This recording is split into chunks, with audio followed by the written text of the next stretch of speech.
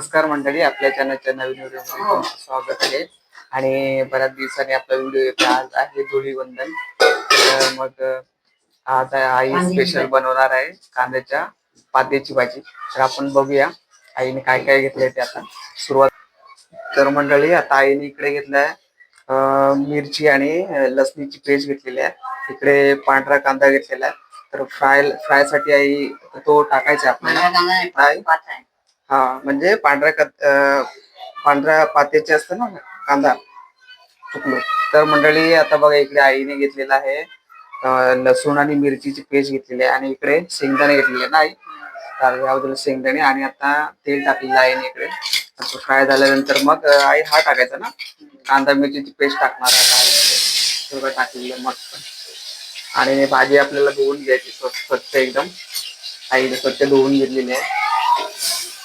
थोडं फ्राय करायचं आपल्याला कांदा आणि आता मिरची आणि त्याची पेस्ट, म्हणजे जसं आपण ठेचा बनवतो त्या टाईप मध्ये आपल्याला ही पेस्ट फ्राय करायची थोडं.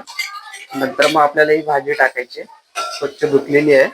आणि त्याच्यामध्ये व्हाईट कांदा आहे बघा, आपल्याला दिसेल इकडे कांद्याची पात आपण बोलतो ना खात होती, ती भाजी एकदम प्रोटीन वाली असते. बघू शकता आईने घेतलाय. आता आईने टाकलेला आहे याच्यामध्ये बघा. साधी सिंपल तुम्ही बनवू शकता. तुम्हाला डब्याला वगैरे कधी पाहिजे असेल तर तुम्ही बनवू शकता ही भाजी. नाही, ही भाजी वाफेवर होते ना, ही भाजी वाफेवर होऊ शकते लगेच. त्यानंतर मग थोडी शिजली का नंतर मग पाणी ठेवायचं काय त्याच्यावर? ओके. नाशिकची भाजी नंतर मग आपल्याला थोडेसे हे टाकायचे, फुटलेला शेंगदाणे असतात ना, ते नंतर टाकायचे आपल्याला. तर बघू शकता इकडे आईने थोडे फ्राय केलेले याच्यामध्ये मस्त छान अशी. आणि आता भाजीला मस्त फ्लेवर मधला आलेला आहे, बघू शकता मस्त छान. आणि आता शेंगदाणा खूप टाकणार आहे ना आई. हा रसा पण टाकायचा का? म्हणजे हा जो लसूण आणि मिरचीचा जो फ्लेवर होता, म्हणजे आईने जो मिक्सरला वाटलेला होता त्याच्यामध्ये टाकलेला. आता भाजी वाफेवर थोडी शिजवायची, छान आता फ्लेवर येईल मस्त. तर मंडळी, आता बघू शकता आई आता त्याच्यामध्ये शेंगदाणा कूट टाकते. आई किती चमच टाकायचा? 2 चमच. आता बघा इकडे बघा आईने 3 चमच टाकलेले आहेत. त्यानंतर थोडा आपल्याला मिक्स करून घ्यायचं आहे एकदम चांगल्या प्रकारे. इकडे बघू शकता थोडी वाफेवर, म्हणजे थोडी आता भाजी झालेली आहे ना, आई भाजी झालेली आहे ना रस्सा बनवतो. म्हणजे आता थोडं पाणी टाकायला लागेल का याच्यात?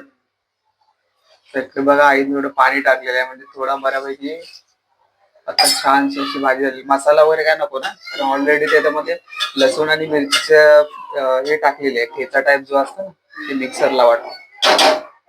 बघू शकता तुम्ही. आता परत आता आईने थोडं पाणी टाकलेलं, म्हणजे आपल्याला एवढं पाणी ठेवायचं आहे. आणि नंतर मग किती टाइम उकळवायचा? आता अर्धा तास आपल्याला म्हणजे बॉईल करायचंय.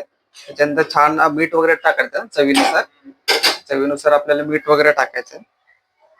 आता बघा आईने थोडं मीठ घेतलेलं, चवीनुसार मीठ टाकायचं आपल्याला, जास्त पण नाही, कारण जास्त तुम्ही टाकलं तर खारट वगैरे होऊ शकते ती. हा, आता कढईवरून उकळून द्यायची, थोडी शिजवायची, जसं आपण कालवण वगैरे करतो ना त्या टाईप मध्ये नाही.